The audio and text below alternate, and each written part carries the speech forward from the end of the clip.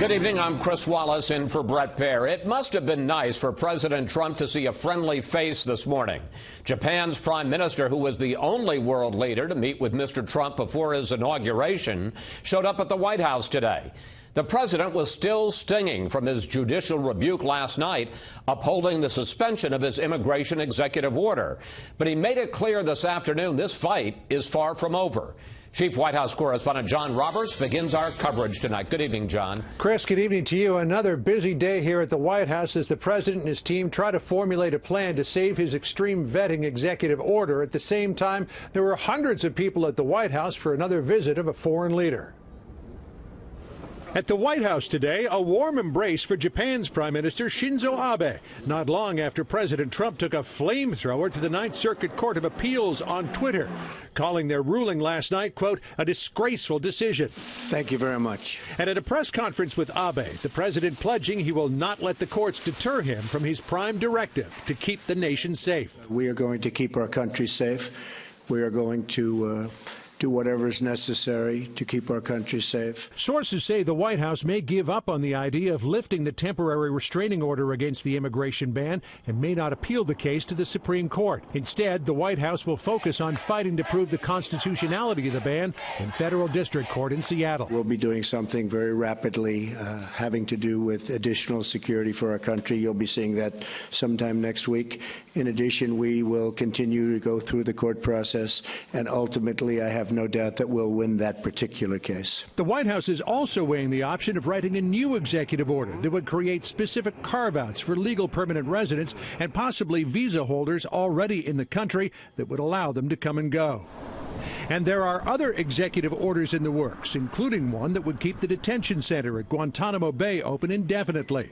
But the president appears confident he can put in place strict measures to screen immigrants. I feel totally confident that we will have tremendous security for the people of the United States. We will be extreme vetting, which is a term that I developed early in my campaign because I saw what was happening. The court case was a distraction as the president welcomed his second foreign leader to the White House. Security and trade were at the top of the agenda for the meeting with Shinzo Abe.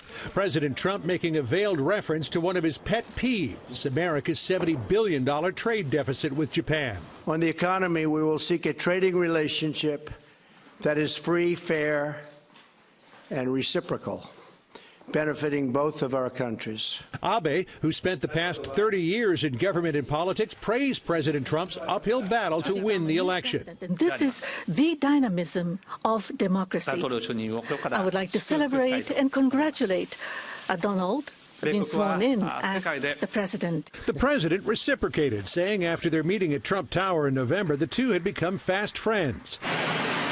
The president offering Abe the rare opportunity to travel with him aboard Marine One, then Air Force One, for a working weekend getaway at the president's Mar-a-Lago club in Florida. The two leaders will conduct much of their diplomacy on the golf course after the two of them met back in November. Shinzo Abe said that he would love to come back and play golf with President Trump. So the two of them will get together for 2 rounds of golf this weekend. There will be a lot of golf course diplomacy. 1 round at the Trump National Course on Jupiter Island, another one out of the Trump International Course in West Palm Beach.